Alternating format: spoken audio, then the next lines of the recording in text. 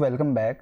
आज के इस एक्सरसाइज वीडियो में आपको करना क्या है, आपको यूज़र से दो इनपुट लेनी है और दोनों लिस्ट होनी चाहिए और आपको रिटर्न करवाना है ट्रू। अगर आपके दोनों लिस्ट में कोई भी एक आइटम भी अगर कॉमन हो तो, और अगर आपके लिस्ट में एक भी आइटम कॉमन ना हो तो आपको रिटर्न करवाना है फॉल्स।